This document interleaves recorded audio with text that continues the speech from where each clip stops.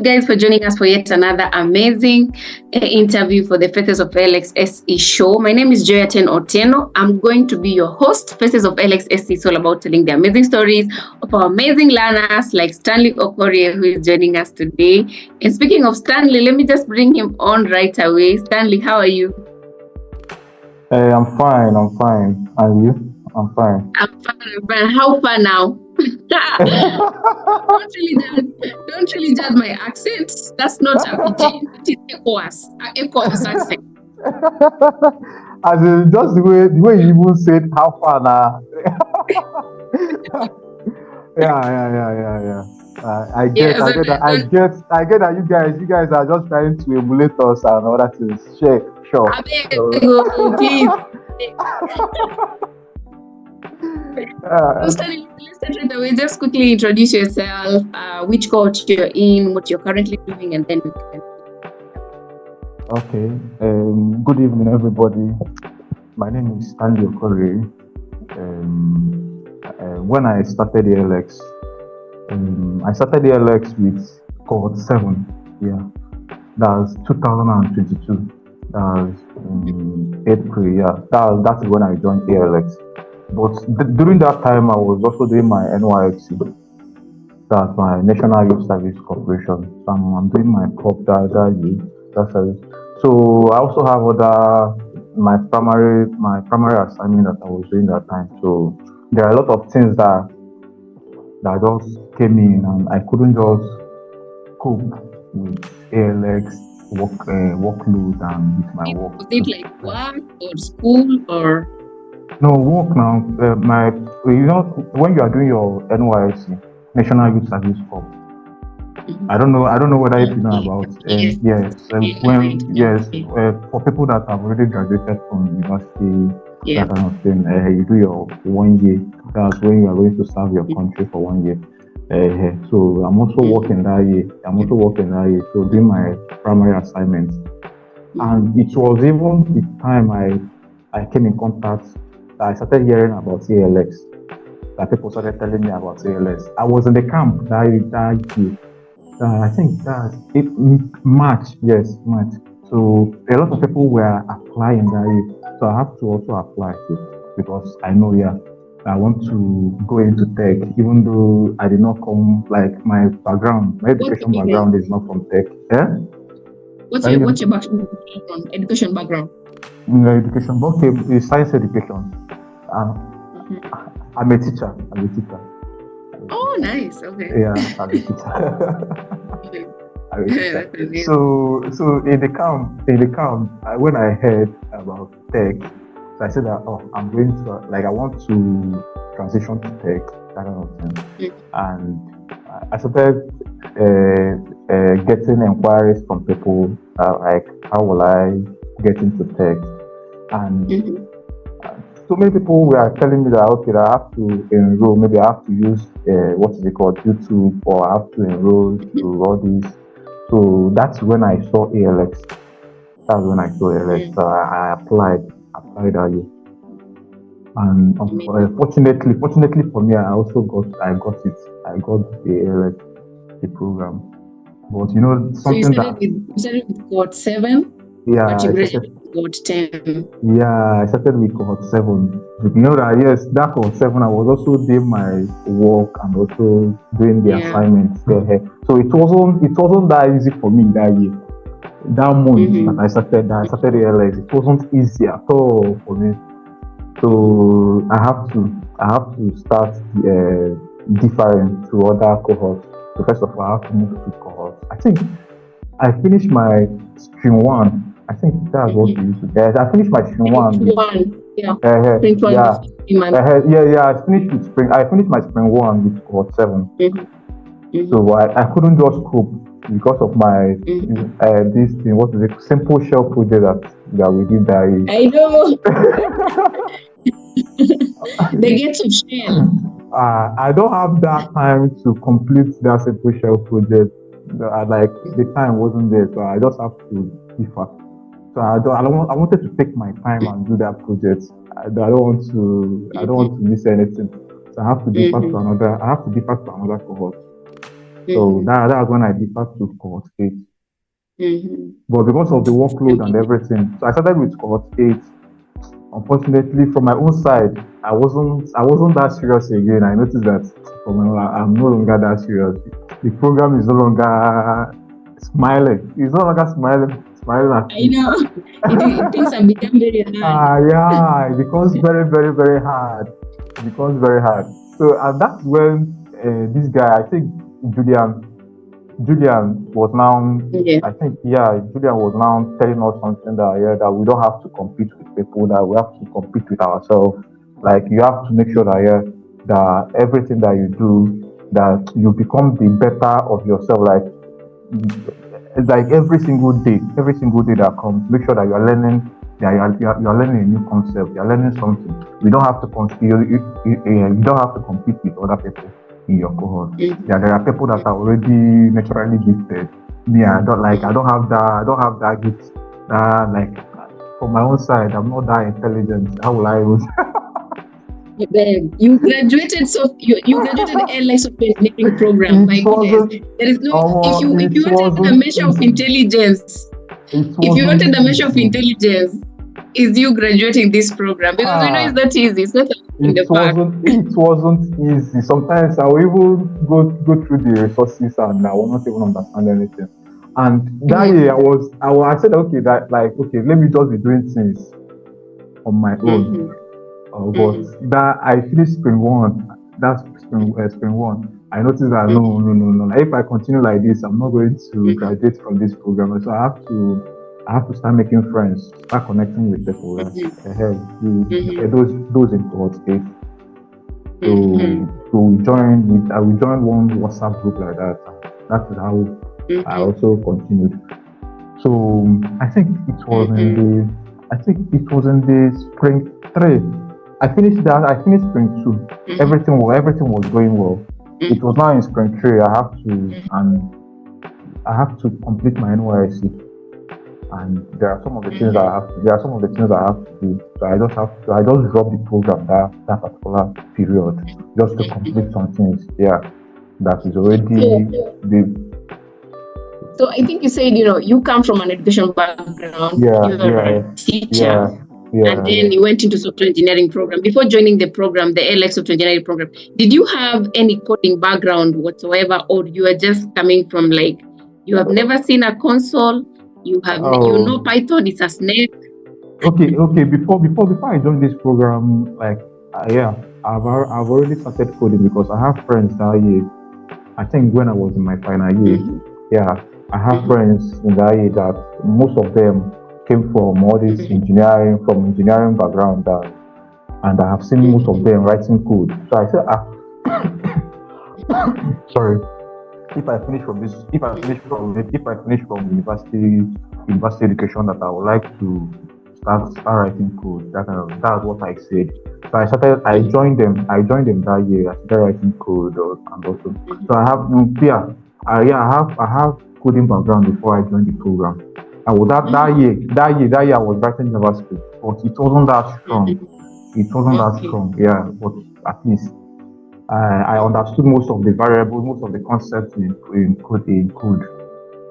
programming. Yeah, I understood most of the programming concepts before I joined ALS. But when I joined ALS, I noticed that what we have been like the things that we are being taught in ALX, it was a bit different from what I was doing before. It was harder this time around, and that kind of thing. So that is how I finished from ALX. So it wasn't easy. Right. So yeah. I actually understand you. That's why you keep on repeating it. You come from an education background. You just knew JavaScript a little bit on the surface, and then you're getting into this development program. There is the shell. There is the printf project. I'm telling you. There is B&B clown that you need to do. There is all these things. A lot they just have to do. A lot. A lot. Especially But you when, see, congratulations to you. Despite the speed bumps, like you started from cohort 7, but eventually yeah, graduated in cohort 10. yeah, yeah, It shows like you had the spirit. You wanted to learn exactly, yeah, yeah, yeah, yeah. because it's very easy for you to cheat your way to the program. Like videos, you can cloud people's reports. You can like this all these shortcuts, but you didn't want to Yeah, go through all those. That's why you kept on deferring until you are sure that you really understand the concepts, and you graduated. Like congratulations to you. No matter how hard it was, no matter how tough it was, you managed to beat it all. You went through the gates of Shell. Printf had ah, nothing on you. BNB clone had nothing on you.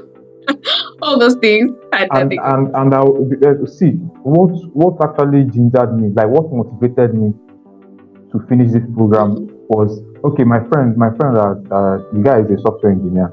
Most of his friends Mm-hmm. that started Mm-hmm. ALX, most of them dropped out in maybe Mm-hmm. second month or something like that. Mm-hmm. So he was telling me that he told me that it's not possible for me to finish from this program. That the Mm-hmm. program, like people that he knew, most of them did not graduate from the program. I said no, that I'm Mm-hmm. going to graduate from the program. That I'm going to, yeah. Mm-hmm. He said that it is not possible. So that is also one of the things that also It was motivated me. motivating you That yeah, already. that Like, oh, like nothing is too tough, it's yes, too yes. hard, you cannot I'm manage. telling, I wanted to prove the guy wrong. I wanted to prove him wrong. That's the reason why I Mm-hmm. managed to. Mm-hmm. Whether sometimes I will not even. I would say that yeah, I'm tired, but I just have to continue because I want to prove my friend wrong. Mm-hmm. Exactly. And So you it did, was you did, actually a you did, challenge. you did. Yeah, I'm Mm-hmm. telling you, it was actually a challenge. It was actually a challenge from Mm-hmm. my own side.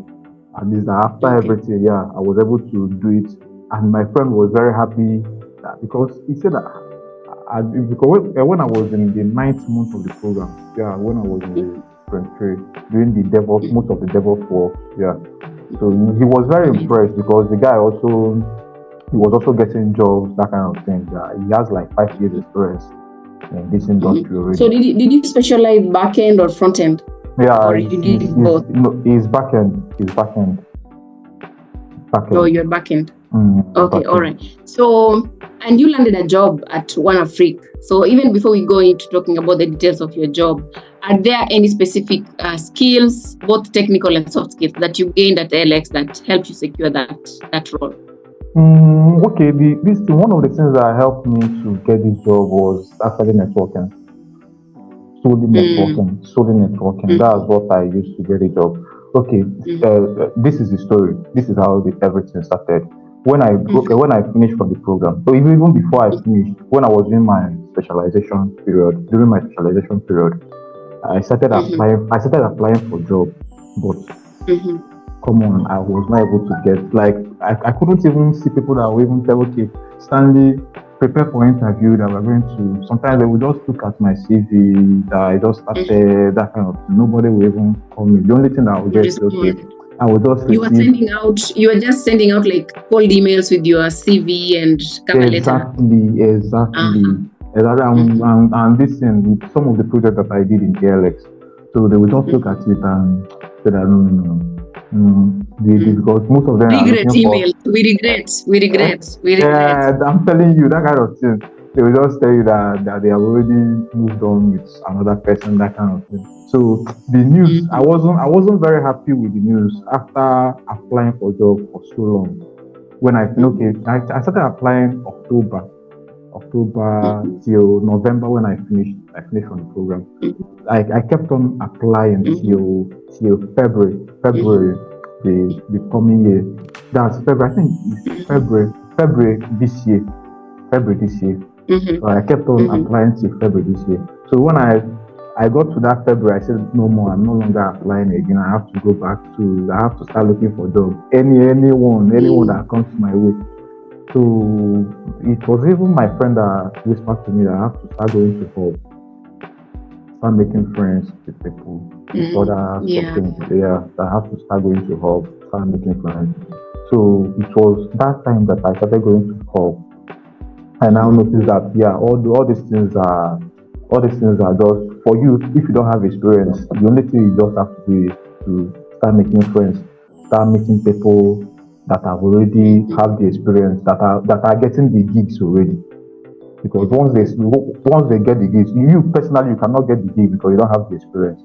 So you just have to network, you just have to speak with people, you just have to make friends with them, so that you can also, if there is any gig that is coming to their way, and if they know you, like if you have already participated, maybe you have already you have already volunteered. And sometimes, as the way I started this thing was I started volunteering myself. Okay, I will just tell them this is what I have done. I just graduated from ALX. I don't have experience. This is the project. Most of the projects that I have done, I did some projects in Python. Yeah. So he said, okay, why don't you this project that I'm working on, I'm going to build it with TypeScript. Why don't you start learning TypeScript now? Maybe in 2 weeks' time, I will definitely give you something that you're going to. So that is how I started. I started going for all these tech meetups, that kind of thing, all these tech summit meetups. I started meeting people, gisting with them. So that is how I think I really love your approach, and it's something we believe a lot even at ALX, and our CEO says it all the time. 70% of jobs are not advertised, and 80% are filled by word of mouth. So by the time you're seeing it on LinkedIn, by the time you're seeing it on Brighter Monday, by the time you're seeing it on Jobberman, by the time you're seeing it wherever, it has already been filled. That's a formality. Yes. Now other people, now people have already put their guys there already. So that kind of thing is not really possible. And the only way that you can just do it is just start making friends, start networking. That's just it. That's just it. Even before I started getting jobs, before I got this one that I'm doing now. I said it was actually through volunteering. So sometimes I will volunteer. The guy will not give me any money. Maybe the second time he will start giving me some things. Okay, maybe that confidence. I have already established that confidence with him. Yeah, that this kind of thing that I can do it. Maybe from there he will start. For your peers who are currently looking for work, one thing that people believe about software engineers is that you people are geeks and you have no social mannerism. You don't know how to socialize. You don't know how to network. How will you help someone? Somebody is like, oh my goodness, I don't know how to interact with human beings. I just know how to console. I'm telling you. So how can they build that confidence? Okay, this thing, that is what I got when I finished from the program. Like, I said, okay, no, that I have to start home and start building projects, purely projects. So, unfortunately, I said, no, I have to go back and re-strategize my way. That this is not going to work. It's not going to work. So, for guys, that's for people that have already graduated and have not gotten a job. So I think the best approach, that have already worked for me, is to start networking. The experience that you are also going to get, is also through networking. Don't just say, okay, let me start building projects by myself. You have to collaborate with other people to build projects, because it's also one of the things that they're also looking at when you are looking for a job. Can you actually collaborate? Because you're not the only one building the project. Yeah, that team. So you have to build with team. You're not just building. So is one plus for you if you are working with people instead than working alone. So that's what I can actually say. Yeah, I think that's solid. That is really solid advice. As much as you're building your portfolio, you also need to work on your networking skills. The portfolio alone will not give you work, but a strong portfolio plus strong networking skills is like a sure deal. Like it's true. The only you want to say that portfolio project that that portfolio project that you're also building, you also try to make sure that you are building it with people. Don't just build alone. That's what try to network, try to go to LinkedIn, look out for people. I think the biggest challenge, for example, in the program, the biggest challenge that people have with building portfolio is choosing peers who are going to be serious. Like you'll join up with like 3-4 people, and then they fail to show up, and then you become frustrated. Like wahala. They will Let me just build this thing. they will just leave everything for you. They will just leave everything for you. It's true. Yes. All right. So how did you overcome that challenge of like peers, if peers don't show up? Now that you're building your collaboration skills, or were you lucky that you had like your tribe of people who are serious? Okay. When I was in ALX, that time that they would give us projects to work on.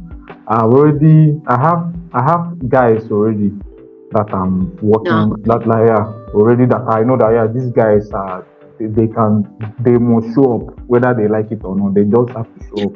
These guys are serious. They are like, these guys are my buddies right from onset. From that spring 2 we started. We have already known ourselves. Okay, that these people are serious to complete the program. That kind of thing. So from among them, you just have to pick one or pick two and continue with the program. So when I was in the program, like I was just hearing it that people sometimes you give that 2 people or 3 people will join to do projects, only one person. I did not experience it. I did not experience it when I was in the program. Amazing. I did not experience it. So the people that I worked with, all of them are very serious. All of them are very serious. So currently now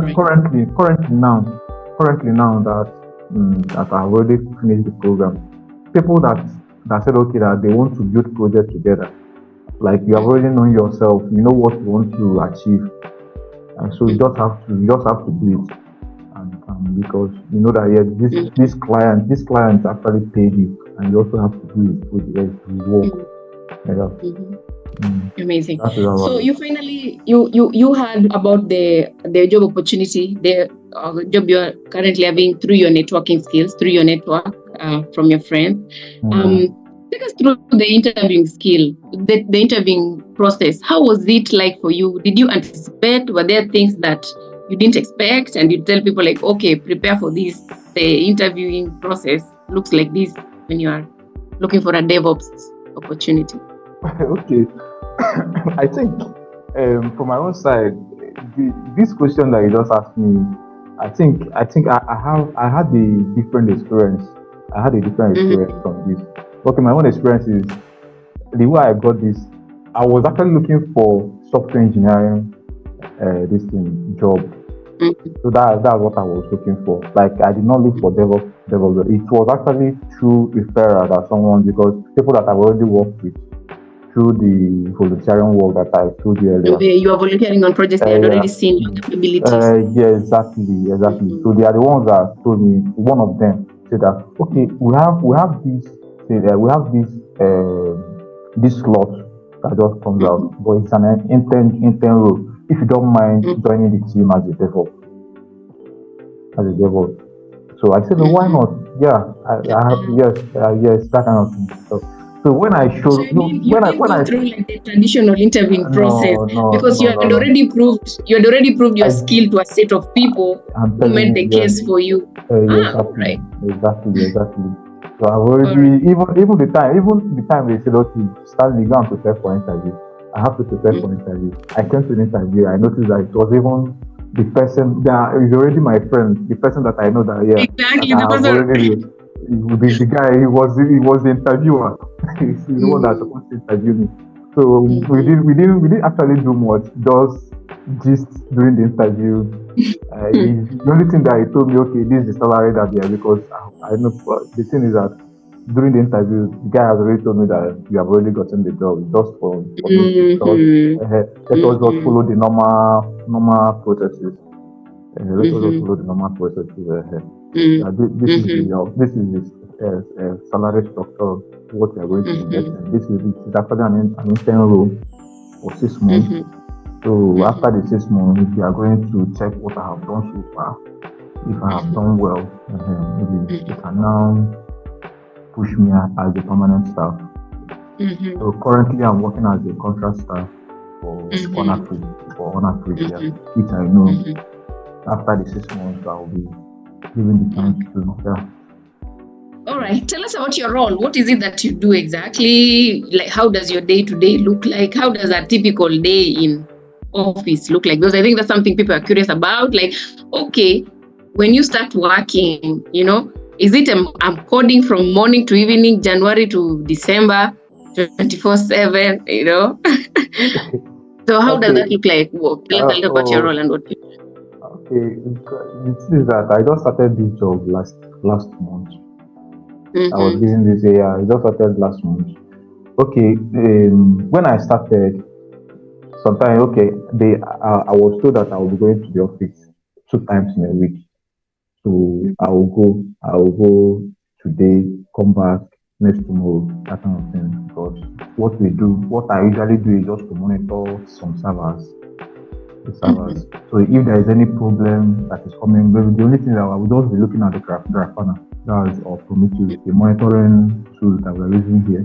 So if there is any problem, I will just escalate the problem to the senior DevOps, that have the access to look at the database. So if there is any problem, they will just fix it.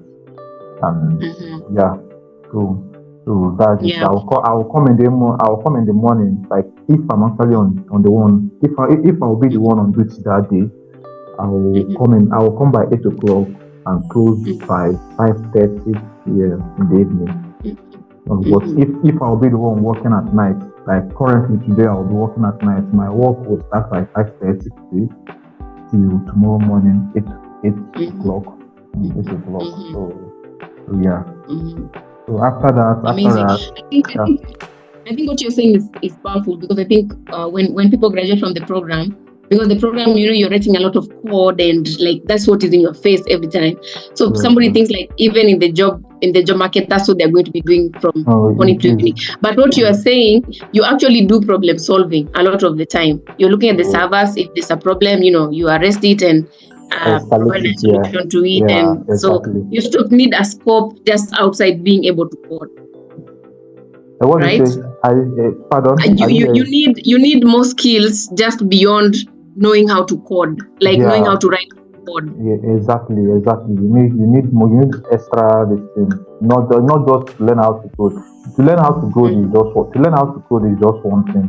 Another thing is also after writing the code, because you know that to write code is you are just solving problems, and you just want to solve problems.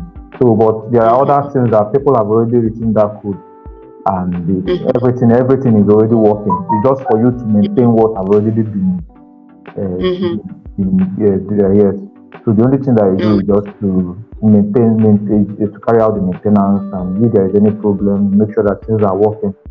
So it's not that during the time that I was learning how to code, I know that it was difficult for me. I was saying that you're wondering if this is going to be your life. If I start work, is it going to continue like this? But in this way. No, it's not like that. It's not. Even currently, I still have other side gigs that I'm also doing. Maybe during my own, if I have spare time, sometimes I will just bring out night time, maybe just 4 hours.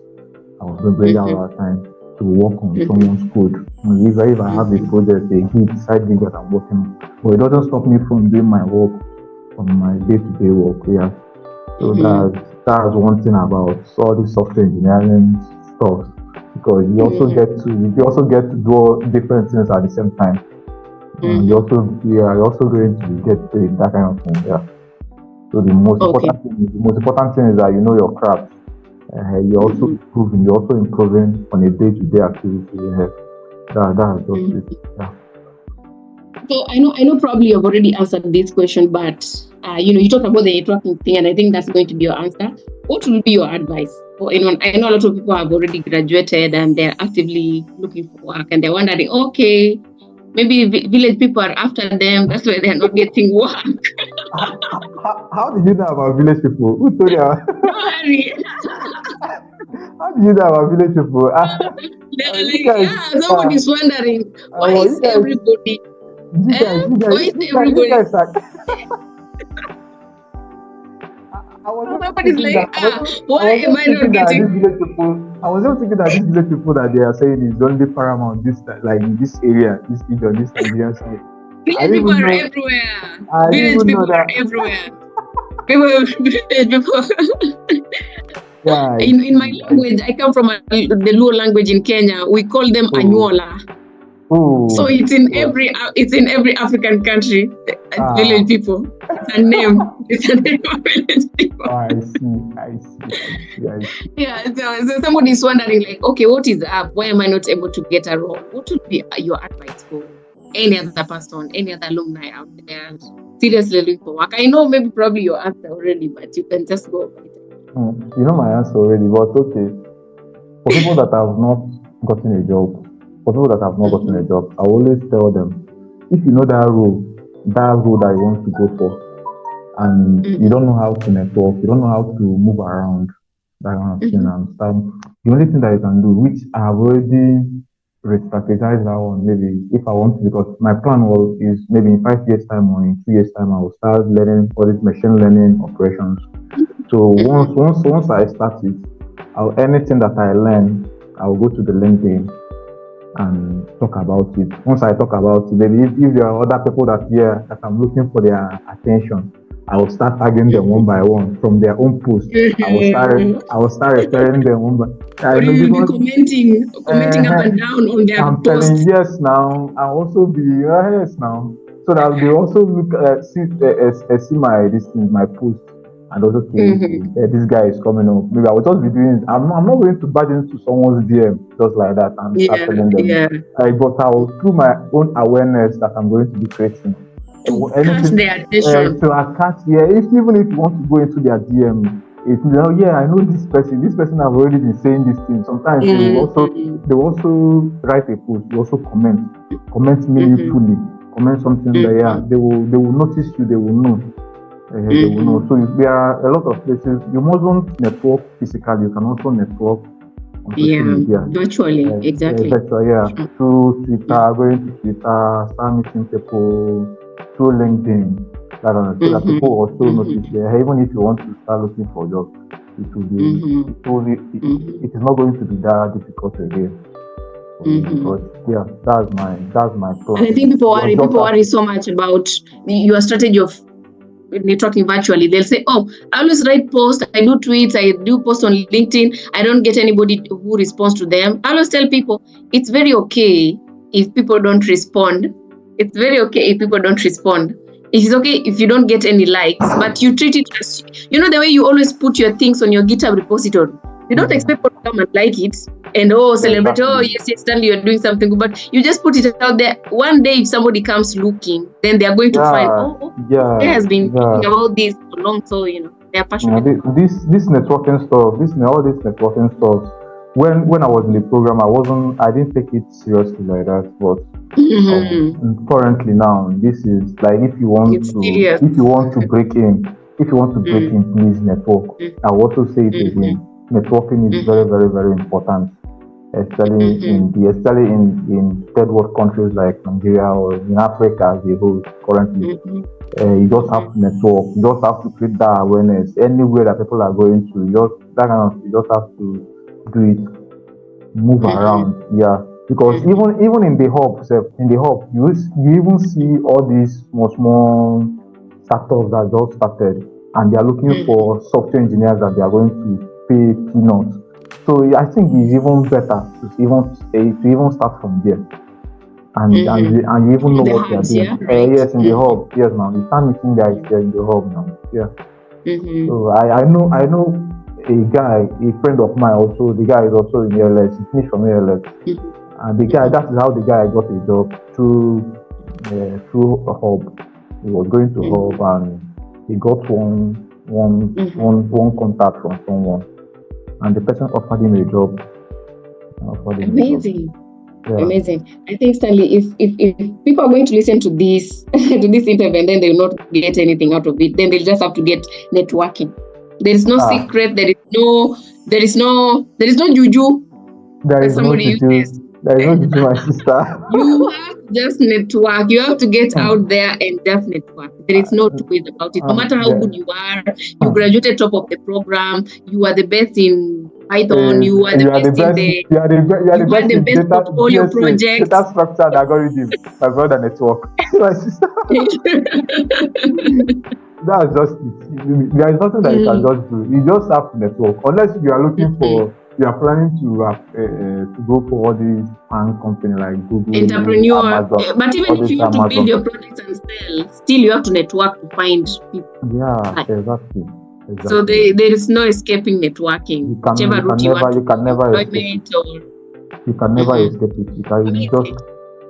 I'm very happy for this interview, right?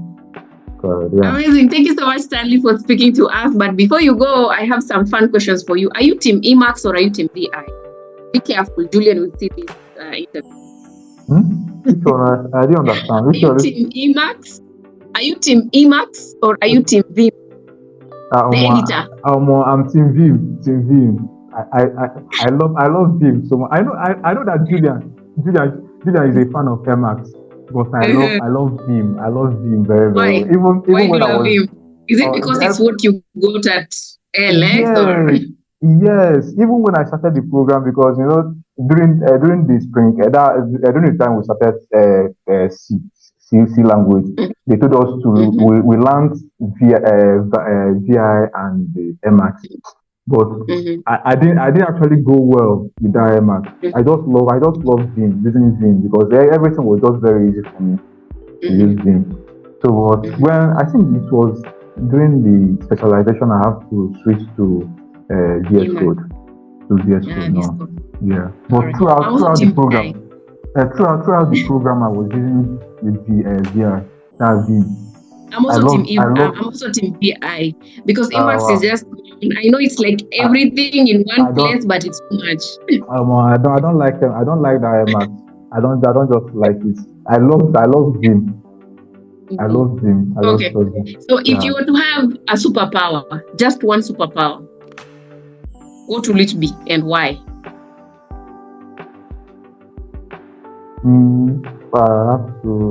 Superpower. What power will I choose? Okay, if I will choose Dr. Strange as a time stone. Like I can easily go back and do the things that I. You want to be a time bender?